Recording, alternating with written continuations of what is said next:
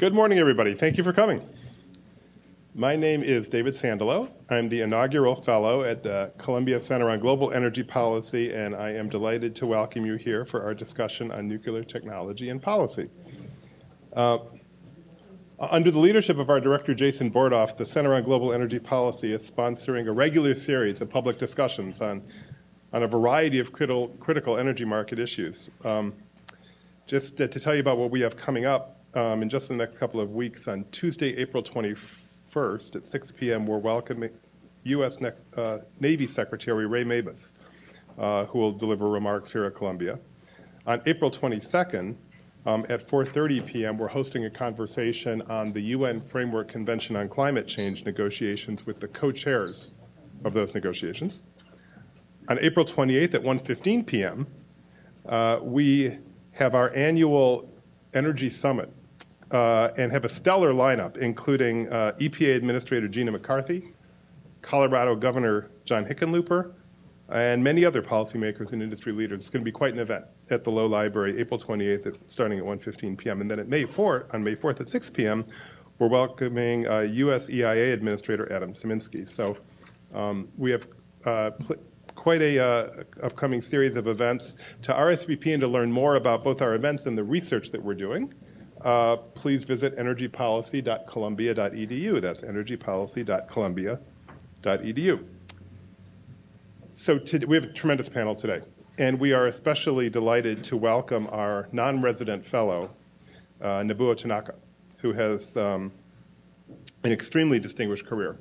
In addition to his role as a non-resident fellow here at the Center on Global Energy Policy, Nobuo is the president of the Sasakawa Peace Foundation, and he served for 4 years as executive director of the International Energy Agency from 2007 to 2011. He has a long and distinguished career in the Japanese government and the OECD before that. I want to welcome to the stage in a minute for anybody who is watching and following us on Twitter. Please, you can tweet questions for this event, Columbia at Columbia U Energy, and tweet questions using the hashtag CGEP events. That's Center for Global Energy Policy Events, so CGEP events. I am delighted to welcome Nobuo Tanaka to the stage. Thank you, Nobuo.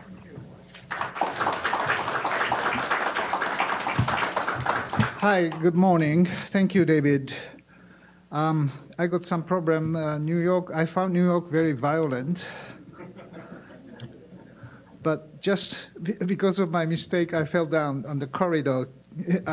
Well, we had such a good meeting yesterday, so I so much concentrated myself while walking, and I made a mistake. And also the day before yesterday, CSAT did a very great show of the Pandoras promise for the students with 800. And it's a series of meetings about the nuclear technology yesterday with Jeffrey Sachs' place give us some thoughts for the future of this technology. What can the nuclear play? And especially the Japanese experience, and I must apologize that Fukushima caused a huge turmoil and discussion, unnecessary, and we think Japan is very much responsible for recovering the trust they lost after the Fukushima. So I am doing a lot of speeches everywhere, and especially in Japan, and saying what was the cause and what was the reason of the Fukushima accident. And many of the Japanese government's investigative committees and councils came out a result that it was human error. Human error, but not simple as operator's mistake, but the TEPCO, that Tokyo Electric Company's management mistakes, regulators' mistake of not enforcing enough preparedness for the accident as such, or political misjudgment or mishandling the Fukushima accident after it happened. So this accumulation of the human error created a tragedy. And it is simple if you compare the several different nuclear sites, which were also hit by tsunami and earthquake on the March 11th, 2011. Yeah, there are clear distinction between those who saved themselves and those who didn't. The one in the northern part of Japan, Tohoku Electric has Onagawa power plant, which was much closer to the epicenter and hit very severe tsunami, much bigger than Fukushima. It was okay because Tohoku Electric has known for years that the tsunami could come, and they prepared by building the plant 10 meters higher than originally designed. So they saved themselves. Other examples, 10 kilometers south of Fukushima Daiichi, there is a Daini, the second plant. And it was okay because the equipment was newer and emergency diesel engine generator were in-house. So actually tsunami didn't destroy the emergency current electricity supply. Another one in much south of Fukushima, the Ibaraki prefecture, there's another one called Tokai Daini. It was much closer to Tokyo, about 100 kilometers away. It was hit again, the tsunami, but the risk of a high wave was considered, and they raised the wall a little higher and almost completed their work of fitting the cables and etc. through the wall. And the major work was completed just 2 days before the tsunami, March 9th. It was reported by this commission, public commission. And because of, they are aware of the risk and prepare for that. So you can avoid the risk by preparing.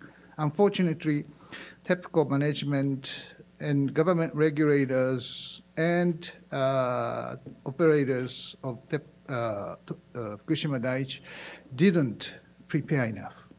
So human error happens. So we have to prepare for the human error.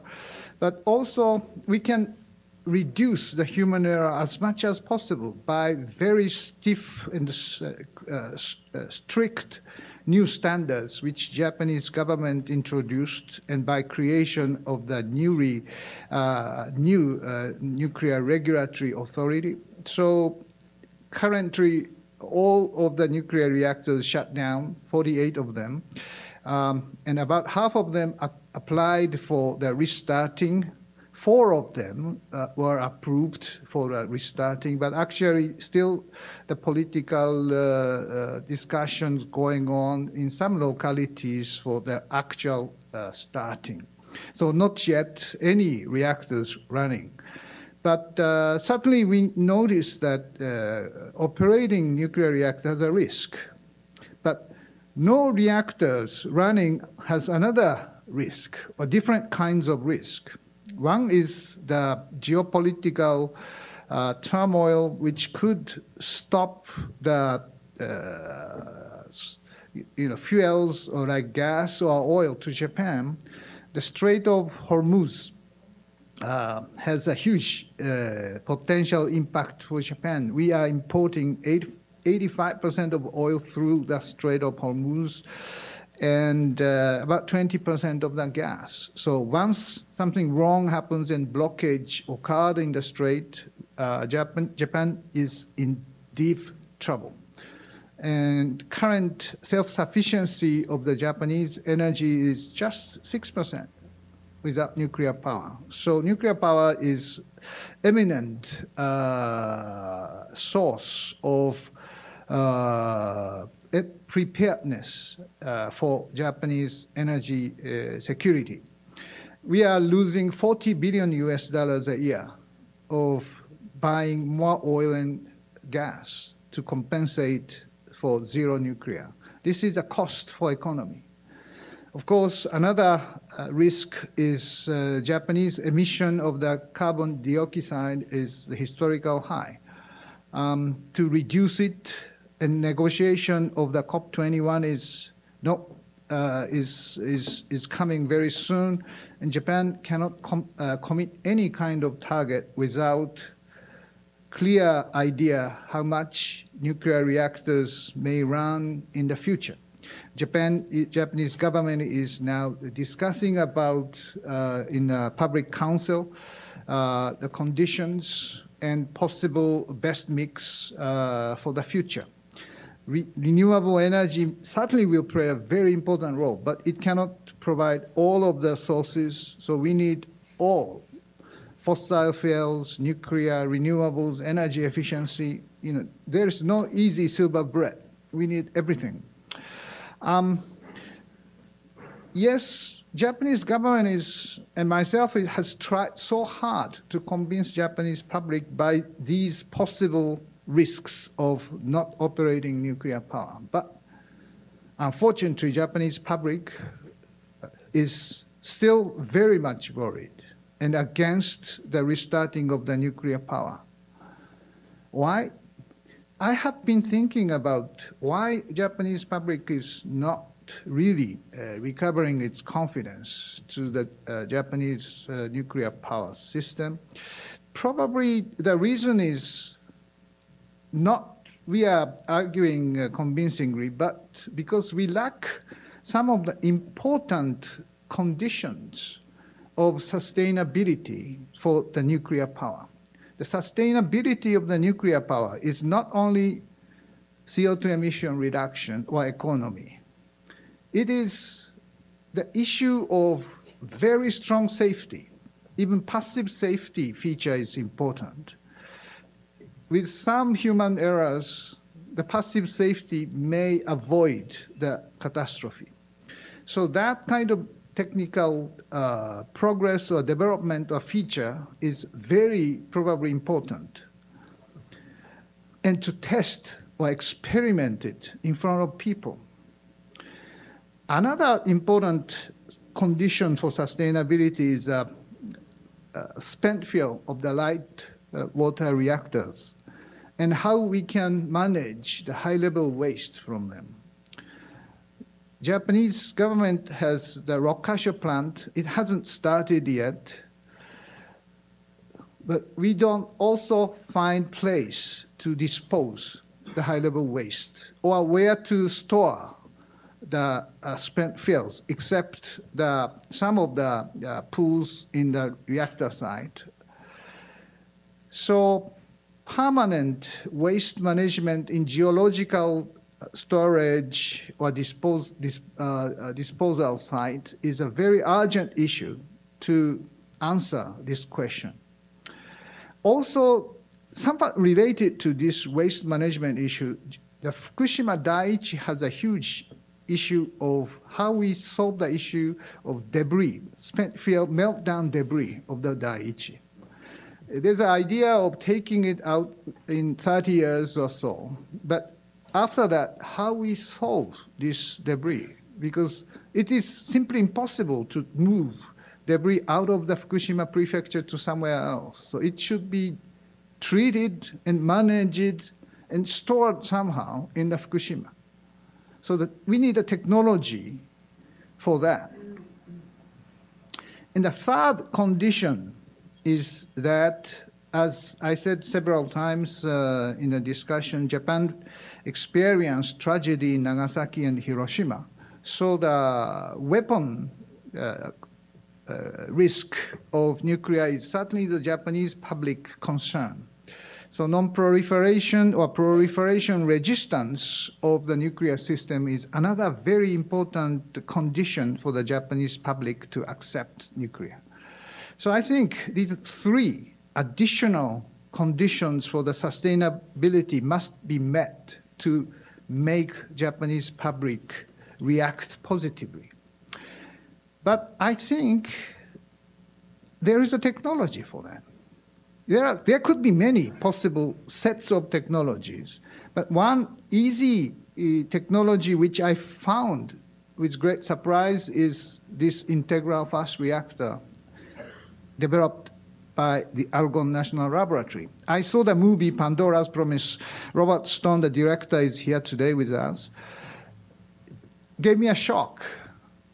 Here is a technology that can solve these additional conditions of passive safety, proliferation resistance, and much easier waste management. And even pyroprocessing of this IFR can solve the problem of spent fuel debris, meltdown debris of the Fukushima Daiichi. So I think I have been starting in Japan to convince Japanese public of showing this technology as a possible solution after Fukushima. And Korea, I found through the process with Tom Blees. He invited me several times of the discussion with Koreans, and Korean scientists, the nuclear scientists, are very eager to introduce IFR and pyroprocessing in Korea because they need it to solve the issue of waste as well as future nuclear demands. So Korea is negotiating, revising their 123 agreement with the United States to make it possible to use reprocessing technology there. Not yet done, but certainly it is their very high priority. So Japan and Korea has some diplomatic problems, but I think the nuclear society or engineers of these two countries are very close and friendly. So we may break our ice of diplomacy by doing the joint work in the nuclear sector, which is additional geopolitical or diplomatic advantage of engaging Korea, Japan, and United States in Fukushima to change the tide of Japanese public. So now the issue, how we can proceed from here. I think one issue is how can we demonstrate this technology as a feasible solution, and the most of the IFR has developed by General Electric. Eric Loewen is here to tell us about how we can deploy and what could be the cost of deploying IFR or PRISM reactor system in Japan. Of course, we need new standard for safety for this kind of reactor system, and his experience with NRC certainly helps to convince Japanese NRC to accept the in the near future, about building this kind of technology.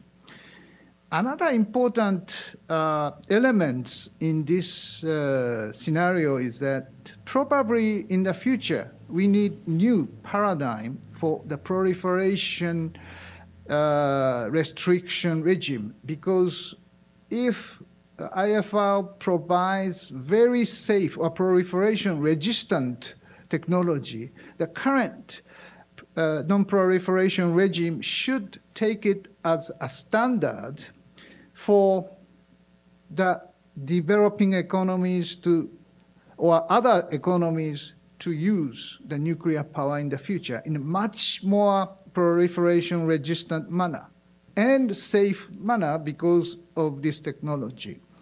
So I am very interested working on with my friends at Sasakawa that maybe Japan, as a peaceful user of the nuclear power, can build a model for the peaceful use and proliferation-free and safe and easy waste management technologies for the future.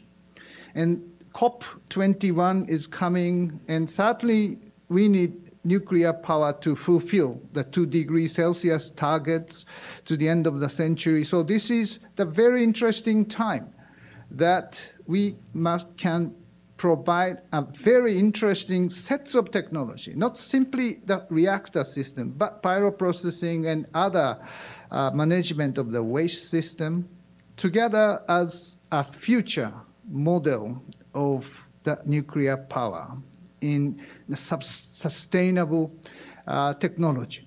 So, ladies and gentlemen, I wish that we have very good panelists covering these issues one after another, and we'll give you some more detailed ideas, what they think is necessary to proceed from here. Thank you very much.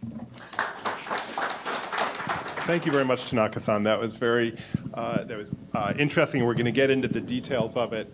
We have a tremendous panel here, extraordinary expertise. And let me introduce the panelists that we have here, and then start our discussion. I'm just going to go down the line here. To my immediate left is Tom Blees, who's the president of the Science Council for Global Initiatives, an international NGO dedicated to uplifting the standard of living of people in all nations while repairing our damaged environment. He's the author of Prescription for the Planet, the Painless Remedy for Energy and Environmental Choices. To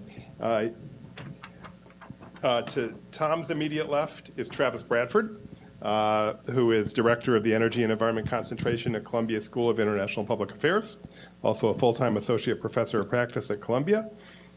He's the founder and president of the Prometheus Institute for Sustainable Development, and prolific writer on these issues. I recently had the chance to reread his book, The Solar Revolution, which is, what, 10 years old? 9 years? 10 years old, and is remarkably prescient, and I recommend rereading it or reading it for anybody here. To his immediate left is Eric Loewen, who's the chief consulting engineer at GE Hitachi Nuclear Energy in Wilmington, North Carolina. And Eric's current work focuses on leading GE Hitachi's efforts to deploy the Inaugural fast reactor that Tanaka-san just spoke about, called PRISM, a small modular reactor that will recycle spent nuclear fuel from the current fleet of light water reactors. He has a distinguished set of degrees, a PhD in nuclear engineering and physics, and is our techie on the panel, among others. Others have technical expertise, but Eric's particularly proficient. And Robert Stone is producer, director, writer, and editor with over 25 years' experience in those areas, and in particular, the director of Pandora's Promise, which showed here to a crowd of over 1,000 people 2 nights ago here on the Columbia campus. Is an extraordinary documentary on the topic that we're discussing here. If you haven't seen it, I highly commend you for that. He's won Academy Award nominations for Best Feature Documentary and 2 Primetime Emmys, so we're particularly thrilled and delighted to have Robert here. So, and Tanaka-san, you've already met. Let me just start the conversation by asking Tom, kind of broaden our discussion of nuclear power beyond Japan, where Tanaka-san was focusing. And we had a very interesting discussion yesterday, almost a day long, about the role of nuclear power in addressing global warming. And kind of broadly, Tom, what do you see the role of nuclear power in the global energy mix in the years ahead? Thank you, David. I think one of the big questions, I don't think any of us here have any doubt that climate change is a big issue, that we have to get away from fossil fuels. And there are many people who have various ideas about how we can bring that about. And so one of the big questions, I think, is, do we really need nuclear power? There are plenty of people out there who believe that we don't, that renewables are going to be completely sufficient. Now, many of the scenarios that are painted for this, they posit a future where everybody uses a lot less energy, yet sometimes dramatically less, as in the case of Mark Jacobson from Stanford University, who's one of the lead proponents of the all renewables future idea. If we're interested in social justice, if we're interested in energy egalitarianism, so that everyone on the planet can raise their standard of living to a developed world standard, then we're going to need so much energy. Unfortunately, I don't have slide here, but I showed the slide yesterday, where we calculated if the United States cut its energy use per capita by half, how much energy would the whole world need if everybody else used the same amount? And it was just vastly greater. So the question then is, can we do this all with renewables? Now, Google is a company that is considered to be environmentally very conscientious. They've invested hundreds of millions of dollars in renewable energy projects, including the Ivanpah solar towers in Southern California, and they regularly set up power purchase agreements with wind and solar operations all around the world. And they spend a lot of money on electricity. They spend more money on electricity running their server farms than they do on their servers. So they were real interested in how can we do this sustainably? How can we reliably and responsibly provide electricity that is not going to be damaging to the climate? So they decided to start a program called RE is less than C to see if they could make renewable energy cheaper than coal. They hired a lot of PhDs. They spent tens of millions of dollars over a 4-year period looking not only at wind and solar, but at wave generation and tidal generation and geothermal and biomass and compressed air storage, all sorts of things, the entire gamut. And after 4 years, they terminated the project. And the reason they terminated it is because not only did they discover that they could not make renewable energy cheaper than coal, but they discovered that renewable energy is simply incapable of providing the amount of energy that modern societies need to operate.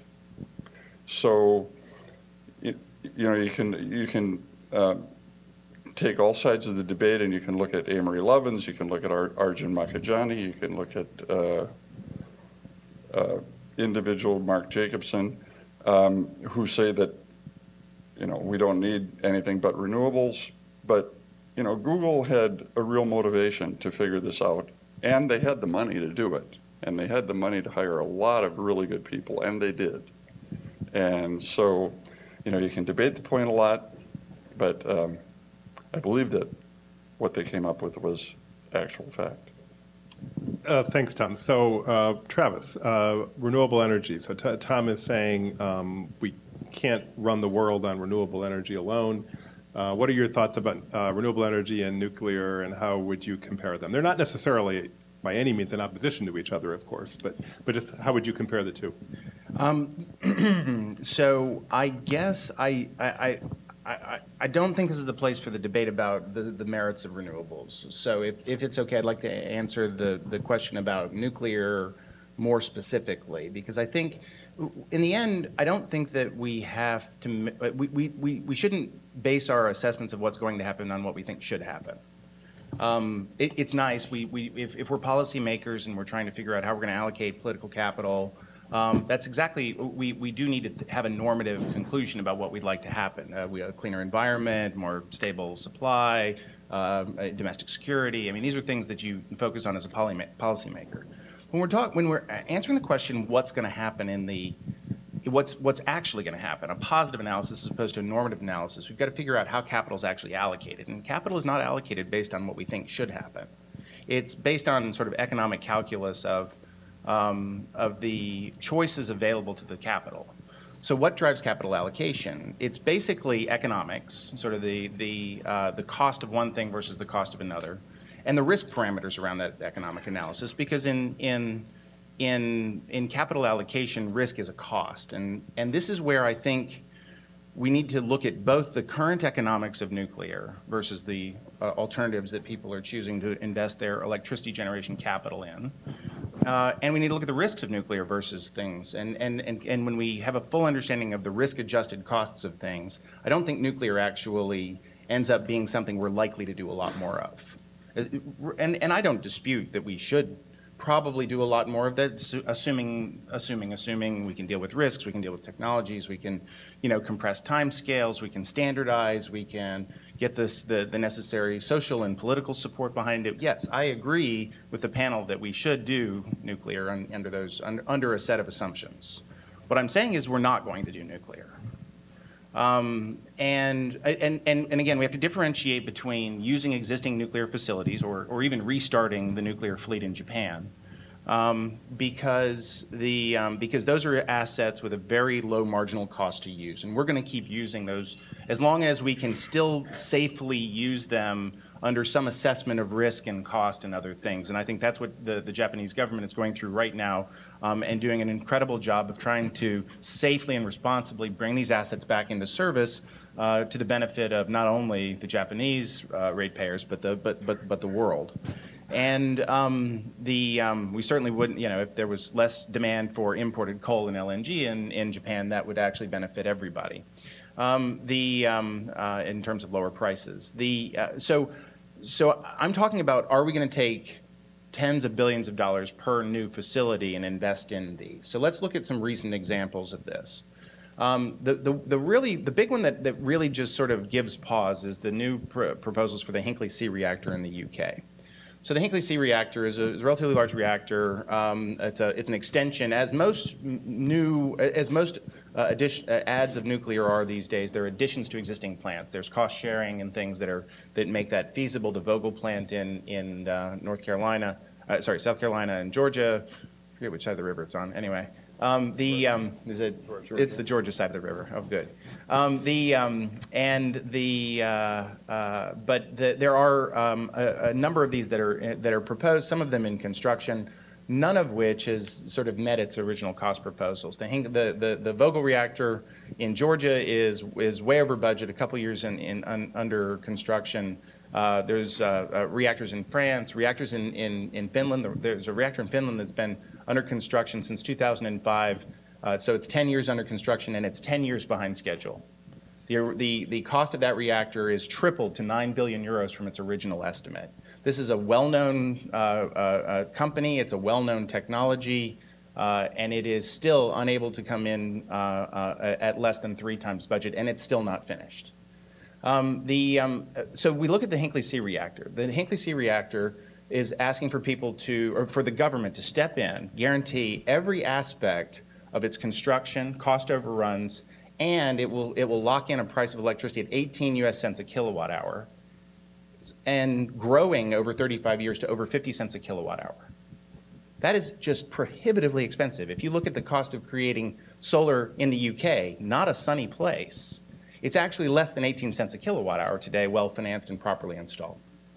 So, and the cost of solar, for instance, is going down, while the cost of this Hinkley C reactor will escalate and triple over its lifetime. In addition, that price doesn't include the fact that there are risks to shutdown that would devastate the British economy, because the size of the reactor would devastate the British economy, and they have spent another $12 billion on backup generators to deal with the intermittency, even the temporary shutdown during normal maintenance periods. That's not even in the budget, right?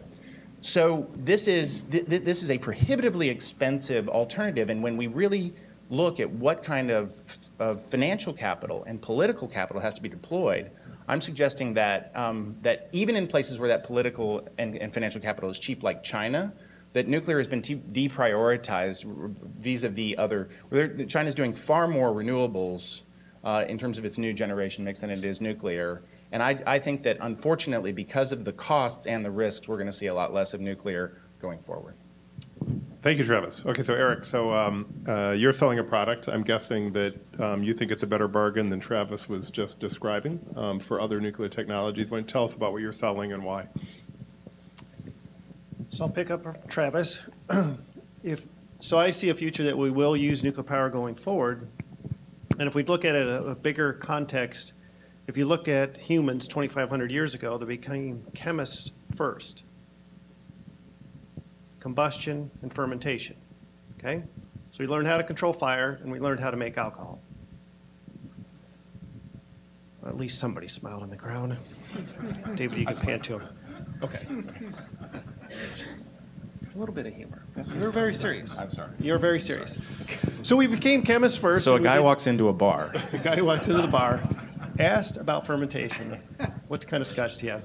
So as human history, we evolved. We became very comfortable with those two technologies of combustion and fermentation, and we didn't want to take physics. Okay, so now if you look at physics, which showed up about 75 years ago, which was verified in 1940 in Washington, D.C. They could verify they split the atom. So we have a technology that's very misunderstood, very feared, and very overregulated, but we're like 75 years into this new thing called physics. And when you look at how we showed up on Earth, there's 92 elements on the face of the Earth. Uranium was the last one. Uranium is the only one that will fission.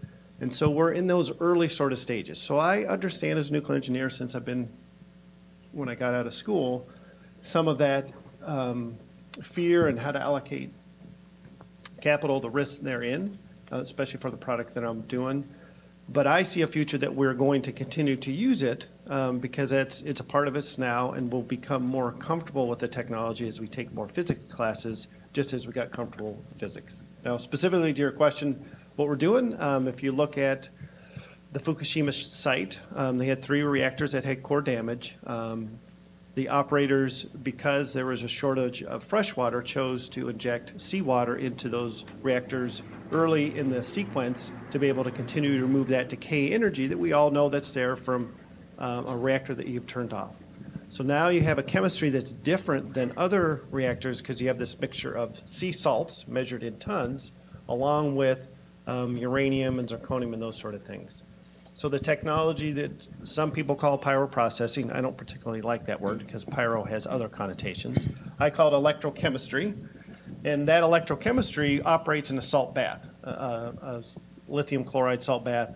So now when you bring those sea salts along with that corium, that mixture of uranium and zirconium, it's a more robust chemistry to be able to harvest and put those into a more robust waste form. So those are the kind of things where I got connected with Tanaka-san on what to do. So with that, I'll yield the floor back to you. Okay, thank you. I want to come back to the economics in a moment, but first let me bring in Robert Stone. And Robert, you're a movie producer and director. My understanding is that 5 years ago you were not a nuclear expert.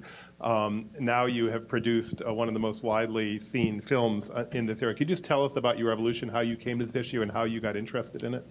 Well, my first film that kind of put me on the map as a documentary filmmaker was an anti-nuclear film. It was anti-nuclear weapons, but I think like most people of my generation, I equated nuclear weapons with nuclear power.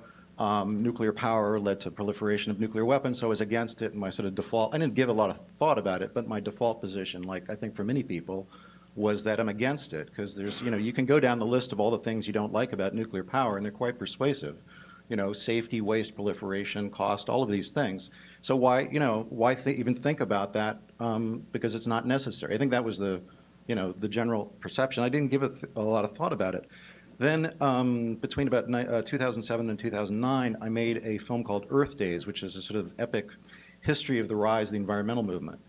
And that caused me to start sort of thinking about this stuff again. And I started to realize that everything that the environmental movement, which I consider myself, a part of, has done to combat climate change, all the things that we've been relying on, be it, climate treaties, we're all going to go kumbaya and reduce CO2 emissions, ramping up renewable energy to the point where it can really start displacing fossil fuels. We can start shutting down coal plants. That hasn't happened.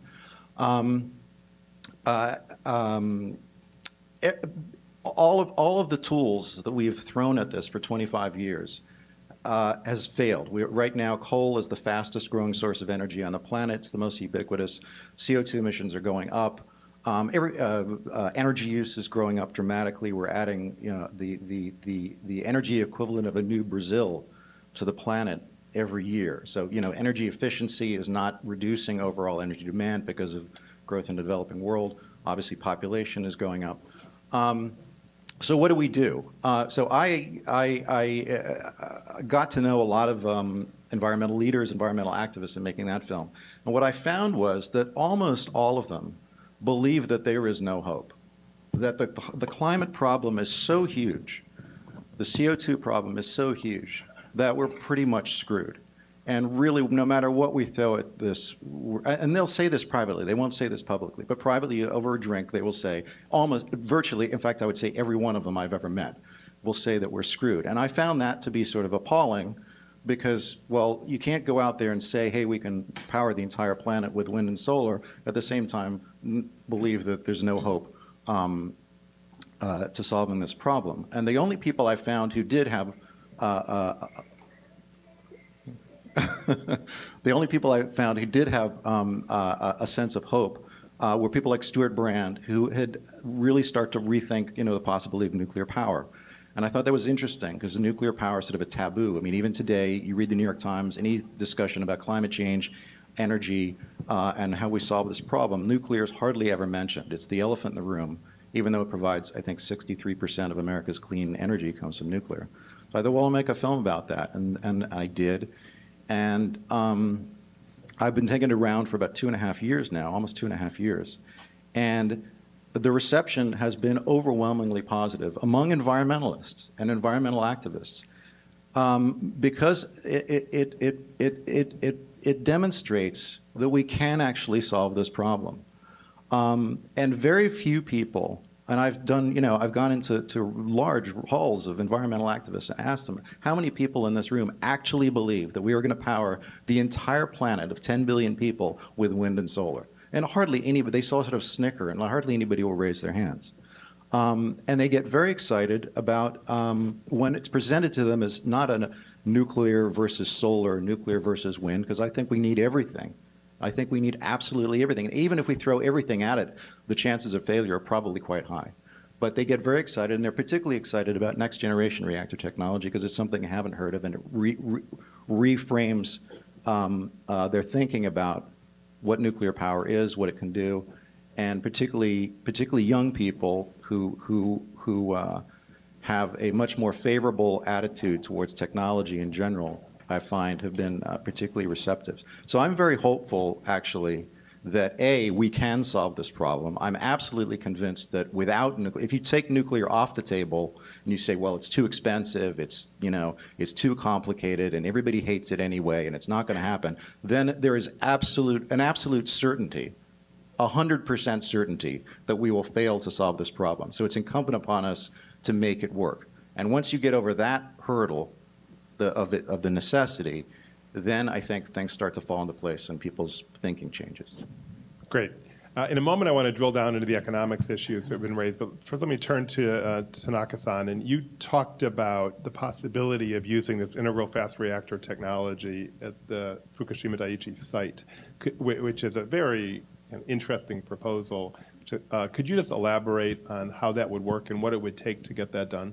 Yeah, I'm proposing to use PRISM reactor or integral fast reactor in the Fukushima Dai-Ni plant. Dai-Ni is 10 kilometers away. The Fukushima population is very skeptical about restarting it, but rather they prefer decommission the Fukushima Dai-Ni plant, even though Fukushima Dai-Ni itself proved through the tsunami process that the safest reactor site in Japan, right? Out of once in 1,000 years, tsunami hit this Dai-Ni plant, and it survived. So proven safety is not enough for Japanese public to be convinced. They're restarting, unfortunately. So my proposal to the TEPCO is, why don't you use this safe site to show the demonstration of the new technology, which is necessary for cleaning up the debris, spent fuel debris in the Fukushima Daiichi site, which is 10 kilometers away. So when they take out the debris and use it as a fuel for the Fukushima Daiichi site, integral fast reactor or PRISM reactor, and make a kind of demonstration that this kind of cycle work there. And in fact, this provides a very interesting model of the waste storage or disposal site, because decommissioning of Fukushima Daiichi reactor should happen, but from the American standard, decommissioning is cementing the plant after take out the spent fuel debris for 1,000 years. If 1,000 years decommissioning happened there, why not dispose the waste which lasts 300 years to come down that toxicity. Just another word on this. What does it take to get that done? So I'm just saying that let's try this model to show the public this kind of waste disposal could be taking place in the vicinity of the power plant itself, not the Yucca Mountain or not somewhere else in Japan as a kind of special site for the waste storage. Because Finland's Olkiluoto is the example. That is a power plant and Onkalo, the disposal site of the spent film, very close each other. So this is a new model for the kind of sustainable way of taking care of the whole process of the nuclear power from the beginning to the end. So let's show this as a model that Fukushima could be utilized. It's very unfortunate Fukushima accident happened, but how can we turn the devil into the fortune is the reason for my proposal. Thank you. So for those listening on podcast, my name is David Sandalow. I'm here with Tom Blees, Travis Bradford, Eric Loewen, Robert Stone, and Nobuo Tanaka. We're talking about nuclear energy technology and policy. And let's come back to the cost issues that Travis Bradford raised a while ago. And I wonder whether either Tom or Eric have any comments on that and see the cost issue the same way that Travis Bradford did. Tom Blees. Just before I do that, I'd like to just mention about how to bring this about, what Tanaka-san wants to do there. A couple of years ago, we initiated a research project at Argonne National Laboratory to design the first commercial-scale pyroprocessing plant, which would enable the type of processing of the melted cores at Fukushima. That project will be finished in about a month or two, at which point we'll have a design, and we're already in the process of looking for a place to build the first one. Fukushima would be a great place if we can swing it, but we're looking to make that a multinational project so that this technology can be shared with many countries. As far as the economics are concerned, the reactor that Travis was talking about is the EPR, originally called the European Pressurized Reactor, and this was a design that Areva, the big French nuclear company, had on the drawing board for many years. And during the years that it was on the drawing board, the IFR technology had brought the concept of passive safety, and that was picked up by both GE and Westinghouse to incorporate into their new designs. The AP1000 that's currently being built in the United States and China, and the ESBWR, which has recently been certified to be built, and that's the GE design. So what happened was a lot of nuclear engineers in France went to Anne Lauvergeon, who was the CEO of Areva at the time, and they said, don't build this EPR. This is never going to be competitive. It's obsolete before we ever build the first one.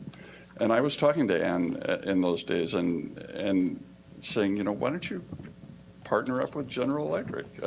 France has experience with fast reactors. They ran the Phoenix reactor for over 30 years. And, it's not unheard of for competing companies to join forces. And so we had the debate about fast reactors versus the EPR, which was even at the time a dinosaur, something that a lot of people thought shouldn't be built. But trying to turn a big company like Areva is very difficult. And so they went ahead and they built the first one in Finland, the one that Travis was talking about that went so far over budget. And then I was over in England talking with the people in the Department of Energy when they made that decision to build the Hinkley C plant. And I was talking to environmentalists over there and talking to people in the Department of Energy and Climate Change.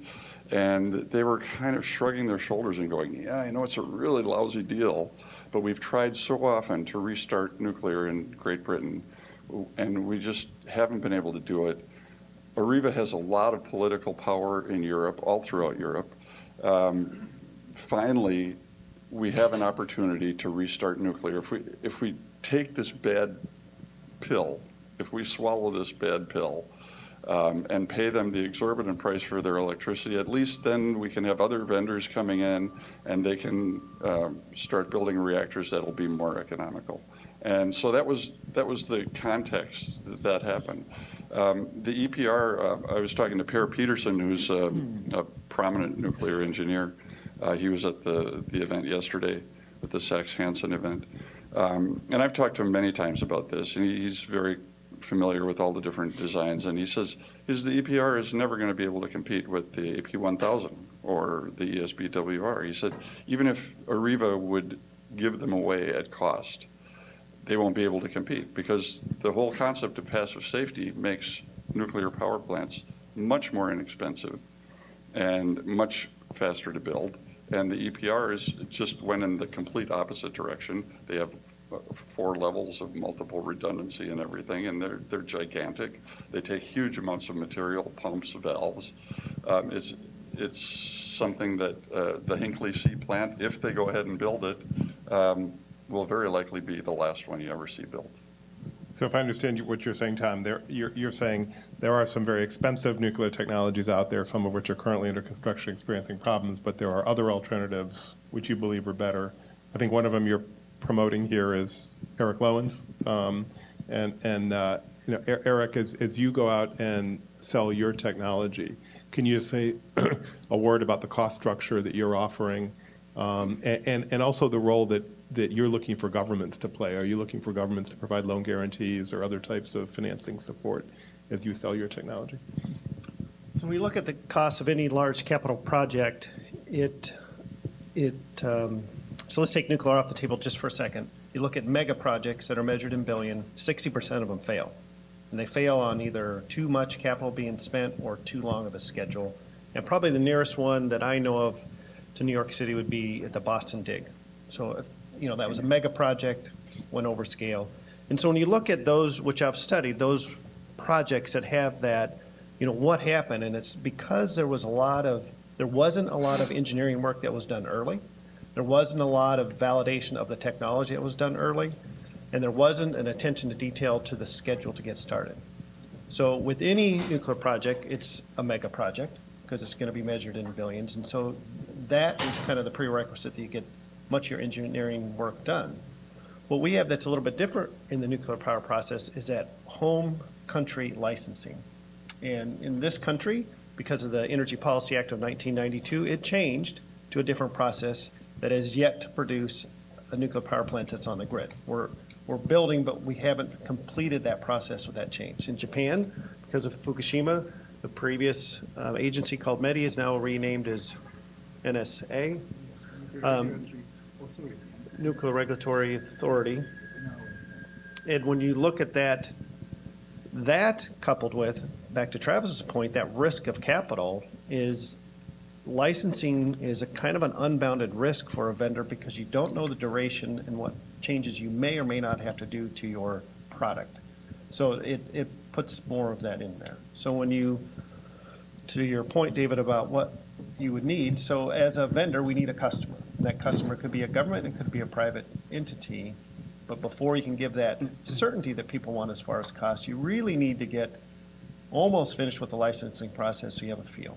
So if you take a look back to Hinkley Point, that technology went through the GDA, Generic Design Assessment, by the UK regulatory agency, and they published that they made 112-ish changes to the reactor design that was being built in France and in Finland because they felt that they needed those changes. So that, introduces a little bit more risk. So that kind of hopefully answers your question. Okay.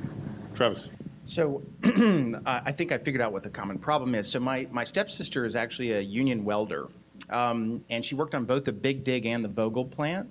So it might actually be my fault. My wife's from Finland as well, so maybe we can complete the hat trick. So I guess, again, I don't disagree with anything that you guys have said. I do have great hope for the next generation of reactors with passive safety. I think that it actually can create some cost and risk mitigation. I hope that can translate into into the risk assessments of the capital providers, because it's not clear to me that they tend to be very risk averse, particularly around new technologies, particularly around a number of the construction and cost and then some shutdown risks, and I'm just not sure they're in a particularly aggressive mood in terms of taking on these risks, and that's why I think Jeff Immelt actually ruined nuclear for me. He spoke at the MIT nuclear conference, probably no, the MIT Energy Conference, probably it was 2006, 2007, back before Columbia had the best university energy conference in November every year here across the street. April. Jeff Immelt, who he's talking about, is the CEO of General Electric. Oh, yeah, sorry. Jeff Immelt, CEO of General Electric. He said at that conference, and this was back when a lot of the proposal, the Price-Anderson Act had been extended.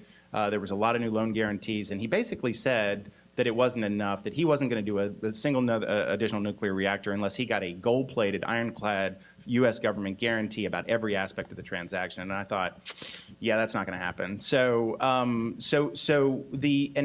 I think that knowing how the project finance people are treating and the syndications of these loans at the billions and billions of dollars of capital required, how many risks they need to get their head around before they're willing to put capital to work, it's tough. You do need a customer, but there's only a couple of customers with sufficient credibility, and the idea that we're going to get every risk wrapped to the satisfaction to get the capital at a cost that's going to bring it down is just questionable. I just don't actually see how we can check all the necessary boxes. However, I think I also have an implicit assumption, which I should probably reveal, which is I'm not sure that even if nuclear was cheap and ubiquitous, it would actually still be the first best economic solution.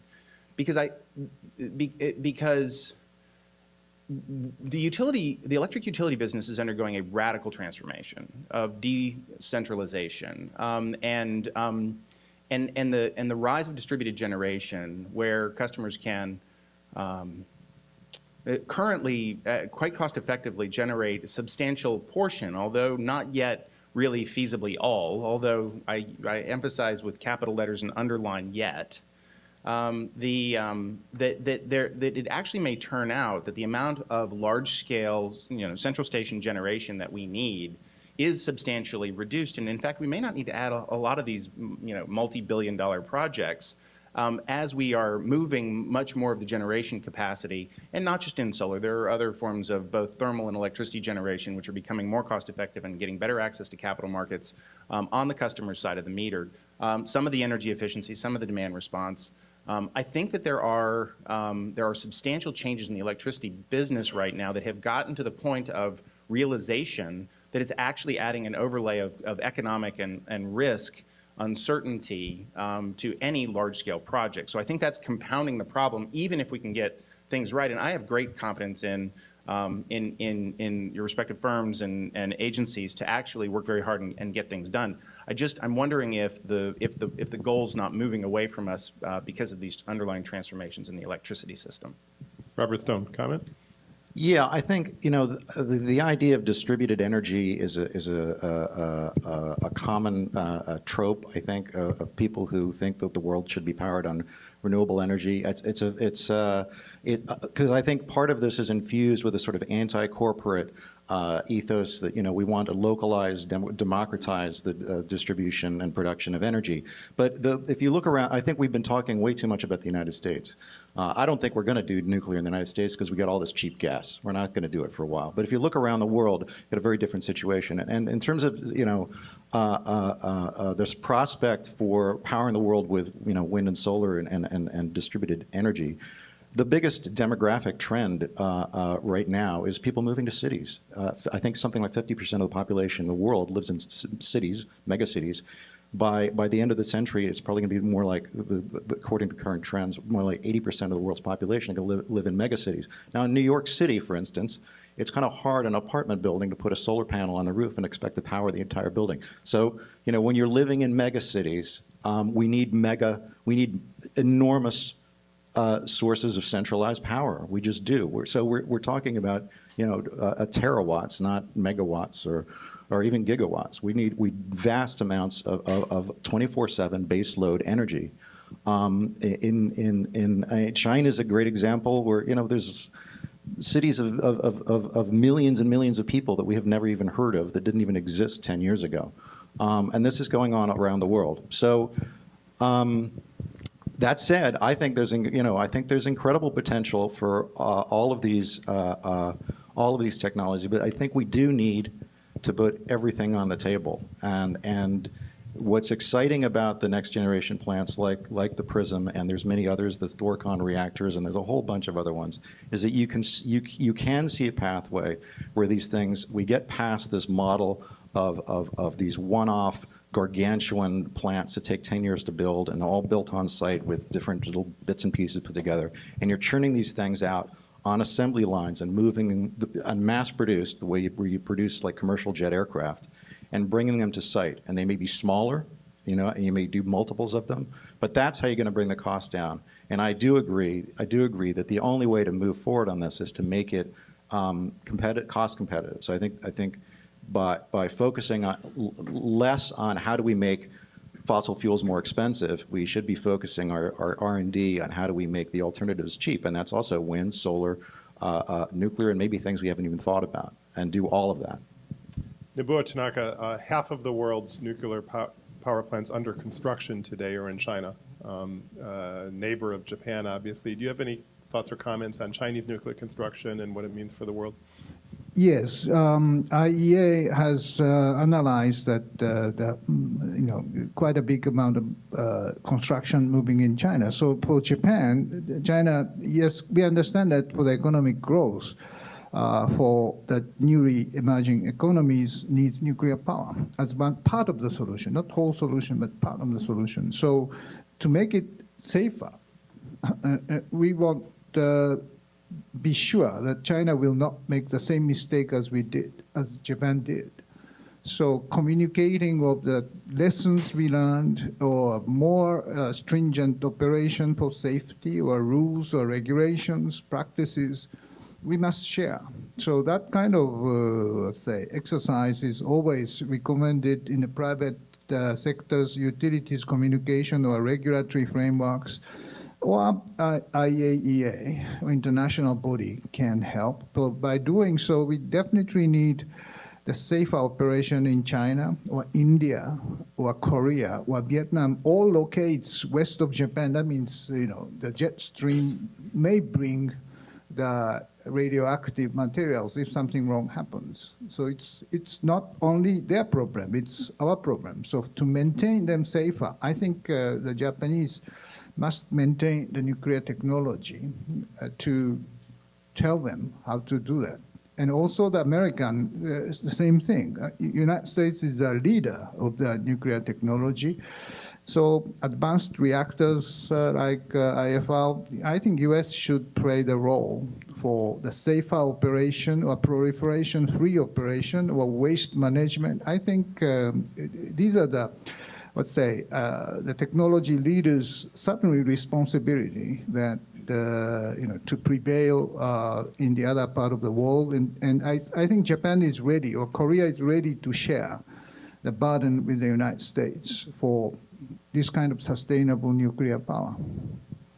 We have a lot of expertise in the audience, and I want to bring in members of the audience if you'd like to ask questions in a minute. If you do, please just come up to the microphone. And while people do that, let me ask about public attitudes towards nuclear. In the wake of the Fukushima Daiichi accident in 2011, we saw enormous swing in Japanese public opinion on this issue, obviously, but Germany then banned nuclear power, and there's a dozen or more countries around the world that have done the same. Maybe to start with you, Robert Stone. I mean, you've been out with your documentary showing it audiences. What type of reactions are you getting, and do you have any reflections on public attitudes where you've been showing the movie? Yeah, I've taken it all over the United States and around the world, and I have to, and particularly focused on taking it to audiences who would be inclined to be against the proposals I'm putting forth with the film. And what's been great is they actually show up to see the film. They're actually coming to see the film. But the response that I've gotten when I'm there, and I've had an opportunity to talk afterwards, the only way I can gauge, is overwhelming support. I mean, almost the entire, it's very, over 90% in favor of what I'm saying in the film. And I think a lot of that comes from, values, an alignment of values, basic values. We want to solve climate change. We want to improve human development around the world. We want clean energy. We want to get rid of fossil fuels. How do we do it? These are common. And I'm not coming at this, and I don't think the film comes at this as selling nuclear power because I'm in love with nuclear power. It's a tool to solve a problem that I care about and the audience cares about. So there are exceptions to this. Obviously Germany has a long history, and I could talk forever about that. That's problematic. Europe, surprisingly, audiences in Europe are still very much infused with this idea that Chernobyl killed, hundreds of thousands of people. And I think because there's continual documentaries on television about that. Japan has its own issues. But particularly in the United States, I've been really overwhelmed by how many people who consider themselves environmentalists, who care about climate change, who have been predisposed to not like nuclear, actually when they're presented, particularly with the promise of next generation nuclear, actually come around and are favorable to it. So it's not a radioactive discussion that most people think about it. I'll just ask you to quickly follow up on Chernobyl since you mentioned it and elaborate on the point you made, and then we'll go to the audience. But you talk about this in the film, but just elaborate on the point you just made with respect to the Chernobyl accident.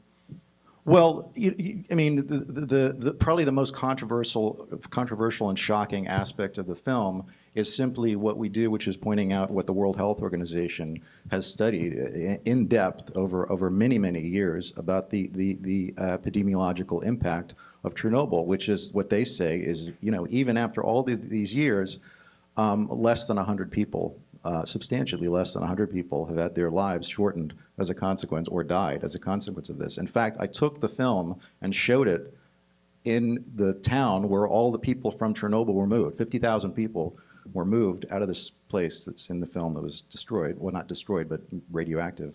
And they were moved into this other city that was built especially for them. And they invited me to come show the film, and I showed it to them. And they came up, the mayor of the film, of the town, introduced me, and they were so grateful because they said that there's this perception throughout the world that we're all got two-headed babies and we're all dying of cancer. And in fact, no documentary filmmakers ever come to talk to us. Not one, ever, right? But in Europe, there is this perception that Chernobyl was terrible and is the reason why we can't pursue nuclear energy. And the fact that there have been so many documentaries that have been produced by European television stations about this, that promote this, and have also talked about Fukushima in the same way, I was told by that they won't show Pandora's Promise. No European broadcasters has shown it because they said if we can't show your film because it contradicts all the films that we've produced. They can't both be true, and it'll undermine our credibility with our audience. So it's a problem of communication. All right, let's go to the audience, and please identify yourself. Thank you much. Erin Lothus, College of St. Elizabeth. I have a question for Trevor and Eric together. If you could try to come up with one answer. Should we hold hands as we're talking? Or? Sing Kumbaya, please. If I had $100 billion and I wanted to buy these IFRs and I was absolutely committed, when could they be ready, and when would their impact on carbon be available to incorporate into climate agreements? You have a client. So you want me to go first? Please. So with that, we would be able to start after we got that contract from you, Aaron. Okay? Hold on. But when would it be built and ready, and when would the carbon reductions be available to incorporate into climate agreements? So now you're talking about a schedule, and that schedule, as I mentioned earlier, is dependent on the licensing in the host country. And so if you look at water-cooled reactors in this country, that time frame is measured between 5 to 9 years as far as licensing goes. What if Aaron was a benevolent dictator? You don't even need that. You just have to do it in a country that has a more rational licensing process like Great Britain, which is what Eric's working on with Great Britain right now. So just continue on that. So let's say that the government in the UK decides to approve these. How long until it's built? And as Aaron was asking, how long until there's a carbon impact? So again, on schedule, I have to, so you see me the month after I get my license. That licensing effort is an unbounded risk because I can't tell you the time and the amount of resources I need to get through. So once you have your license, then how long? So once you have, so if you look at what we did as a company in Japan with advanced boiling water reactors, first of a kind technology, we built those in 36 months. Okay, and they were bigger and they're singles. So that's our track record as a technology company solving customer problems with the first of a kind technology, what we did in Japan. Okay, so it's measured in, you pick your unit of measurements, but that's what we've demonstrated before as a company. So I can probably answer the second part of the question, if I may. So once the reactor's built, once it's licensed, once it's built, once it starts generating electricity, depending on how the electricity is, depending on how it's contracted, right? Whoever you are, if you're the utility or the government, if it's under a long-term forward contract, even if it's being sold into some kind of merchant spot market, a wholesale power market with some kind of organized market structure, which is used in about half the states and most of Europe and a few other places. In both cases, the general rule is if you generate or can generate nuclear power, you will use all the electricity you can generate. It has a low marginal cost to produce, or it's under some kind of power purchase agreement where it has to be taken. So plus or minus some curtailment.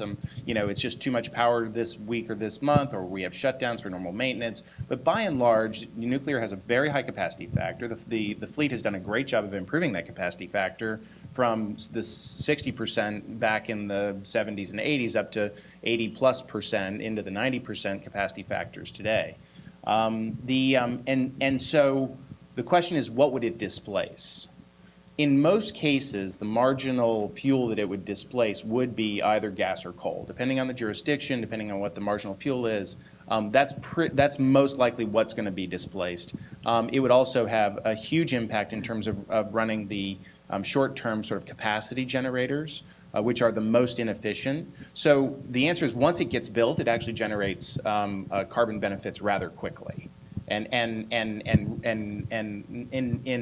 one-to-one ratio to its output in most cases. And I think Travis also wanted to add that he was aware of the PRISM technology. It's very good for load following. So our current plants, as he was talking about this displacement of other technologies, tend to run at base load, and the older technologies tend to like to stay at 100% power until they end their fuel cycle. PRISM has the ability to be able to load follow. So it has a better synergy with renewables to where when the renewables are generating, it's easy to bring that reactor power down, and when the renewables do their intermittency that we know about, then it can come on. So that's where I see a better synergy with this technology than with other very large ones where it's a little bit harder for the system to. So it could displace gas in that case for load following, principally. Correct. Yeah. Correct. Robert Stone.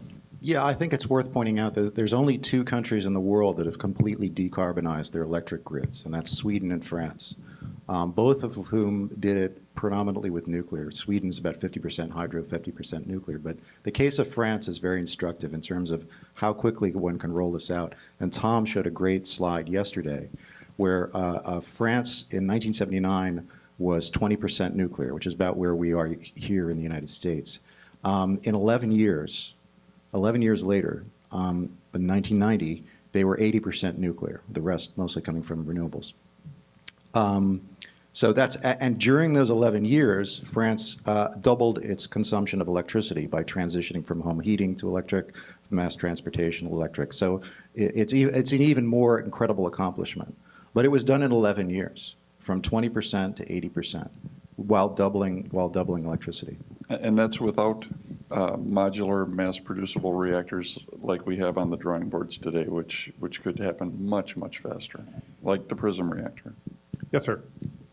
My name is Dan Pinkel. I share the skepticism and concern about meeting any sort of carbon goals in the future. And so I want to run the political, social situation forward in time. How do you think people are going to respond as the situation gets worse, and how will that impact the ability to make decisions, to assess risks in the capital market, to get enthusiasm for doing things which possibly make sense? So I'll take the counterpoint on this.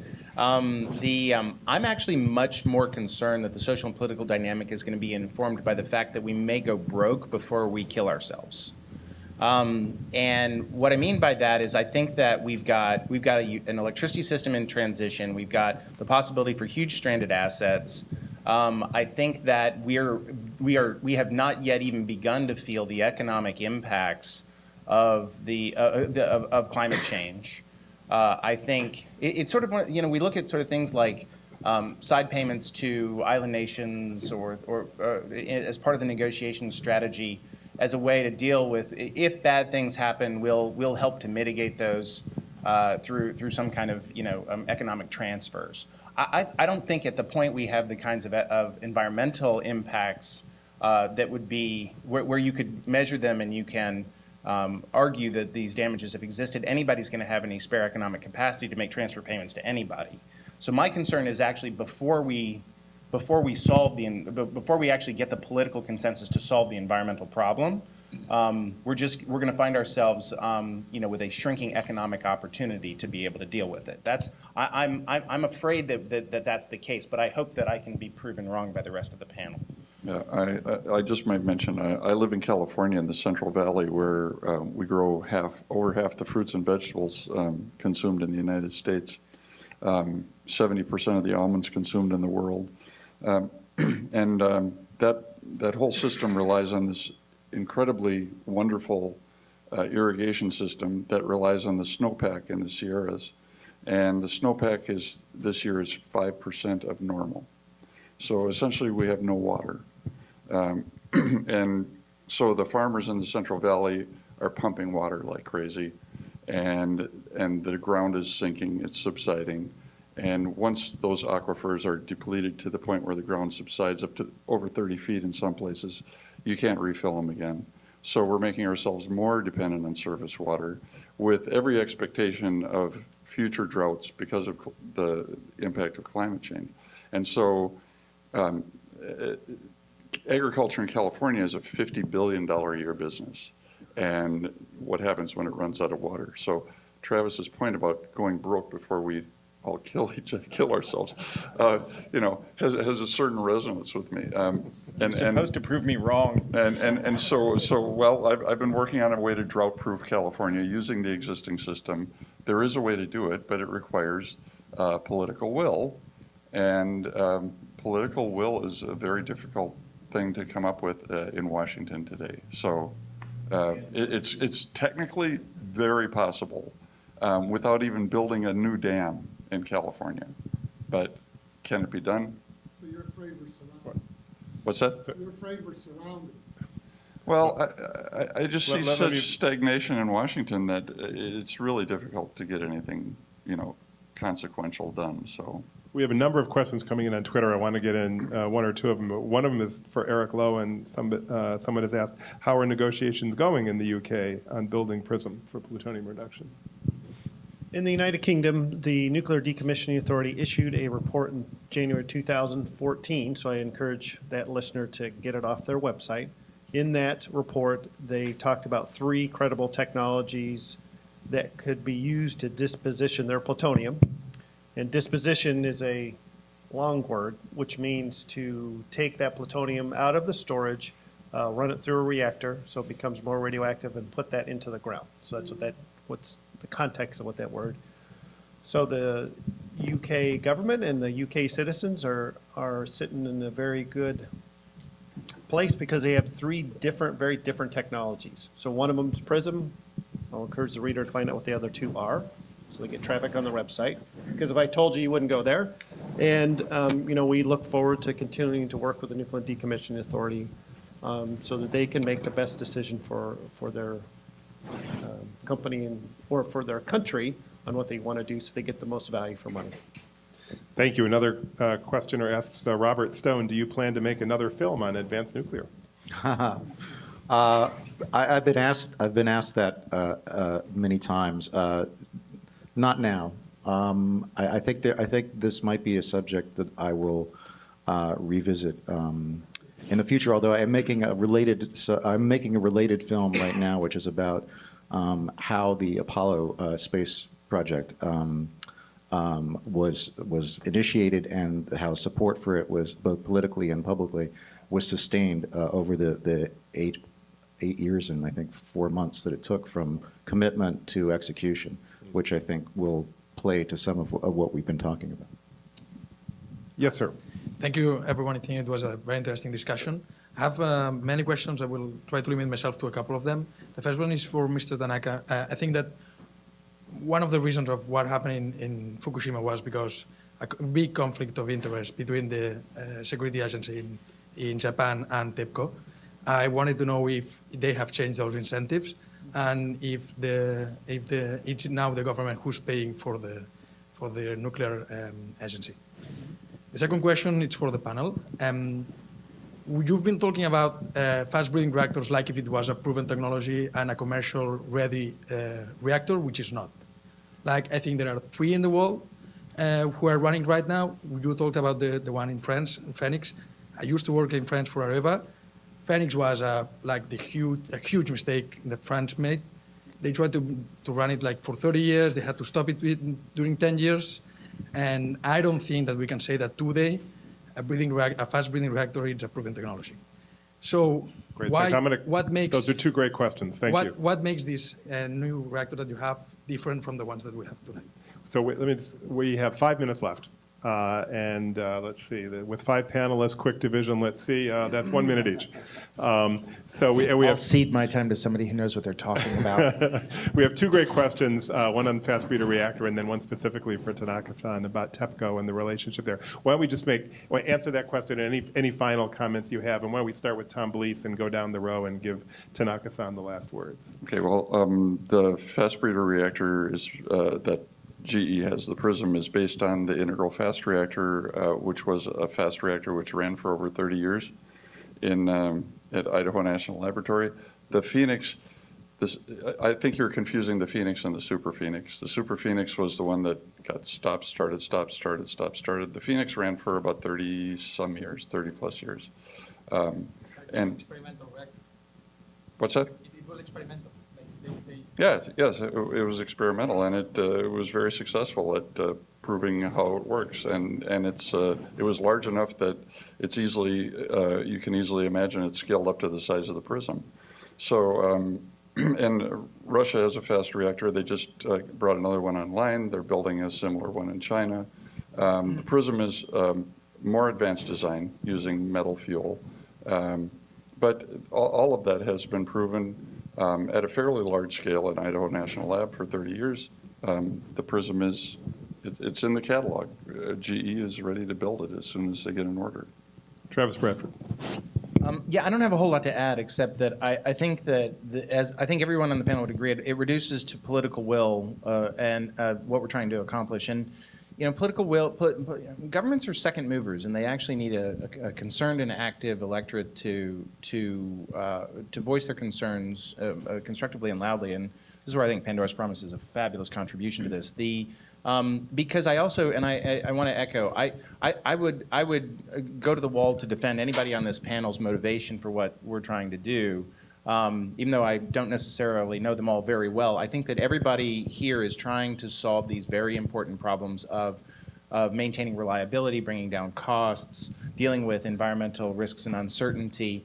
And I think as long as we hold to those principles, we'll come to the right outcome. I think we need to keep investing in research and development. I think we need to keep investing in experimental reactors. I think we need to keep investing in initial commercialization, even if it's not the cheapest thing to do. Because otherwise we've lost the option of moving forward down a path if it turns out that option is valuable in meeting those underlying objectives. So we have to preserve the option, and we have to spend money doing it. We also have to keep in mind the option that it may not end up being the best solution on the table, and that economics or risk or some other thing may drive us in another direction. So, but to cut off debate or to cut off investment in preserving that option would be foolhardy indeed. Eric Loewen, any So for final thoughts? countries that are thinking about the PRISM technology as far as it being ready for deployment, what it leverages is a 10-year program funded by U.S. taxpayers called the Advanced Liquid Metal Reactor Program that ran from 1984 to 1994, where all the large major components were tested. And the key differentiator between the PRISM reactor, or the integral fast reactor, and the other 20 sodium-cooled reactors around the world is one word: metal. We use metal fuel. And when we don't have enough time, that is a key differentiator between what France is doing now with the Astrid reactor, where they use oxide fuel. And there's a lot of benefits economically, safety-wise, and performance. Robert Stone. Yeah, just really quickly, I want to pick up on what Travis said. I think it's a great point. I mean, one way to think about this, whatever you think about nuclear power, is to think of it as an insurance policy. Unless you're 100% certain that we can solve this problem without nuclear power, even if you're 99% certain, would you get on an airplane that's got a 1% chance of crashing? No, you probably wouldn't. So I think it's incumbent upon us to invest in the R&D to at least have this technology ready if we find ourselves, if pursuing the policies that we are now pursuing, if we find ourselves in 10, 15, 20 years, and coal is still the fastest growing source of energy. Let's turn to this. I think anybody will turn to this. So I think that's a good way to frame it and think about it. Nobuo Tanaka, Thank you. Thank you for joining us this week as a non-resident fellow at the Center on Global Energy Policy. You have the last word. Thank you. I'm not a nuclear scientist or engineer, so I'm quite amateur about the technology itself. But I think nuclear scientists, to some extent, made a mistake of promoting the way the nuclear power can play. Because usually the scientists say, hey, guys, this is the best technology on Earth. Why don't you do that? But amateur cannot really judge and cannot decide. So I think that marketing is necessary for the nuclear power. For some country, maybe IFR or PRISM is very fit because like Japan, Korea, US, France, there are plenty of spent fuel of the light water reactor. We have to solve the problem of waste, and this fits. But for the new starters, maybe this is not the case, but much safer technology, pebble bed or molten salt one, or high temperature gas reactor. These different country needs different nuclear. So that kind of judgment or comparison is necessary. For the question I got about TEPCO and the regulator in Japan, yes, Japan made a mistake. IEA has long been warning this mistake, but separate the regulator and promoter in the government. METI had a dual role. So now they separated the regulatory agency belong to the other agency, other Ministry of Environment, and promotion role was stay in METI. And TEPCO is nationalized because of the failure and money to compensate the damages made. So the kind of control or governance of TEPCO is by the government. So the government is playing a much bigger role in cleaning up Fukushima. And so in a way that the government is also promoting this unbundling of power market reform, and TEPCO will play to some very important role in the process of changing the market, which could paved more way to utilize renewable energy in Japan in a more decentralized manner, but at the same time to use nuclear power safely. So this is a very interesting, well, if there is something good about Fukushima accident is that we learned the very serious lesson that we should not just continue what we had done. We have to innovate the system, technology, and government's governance for the future. This has been a terrific discussion. Please join me in giving our panelists a big hand.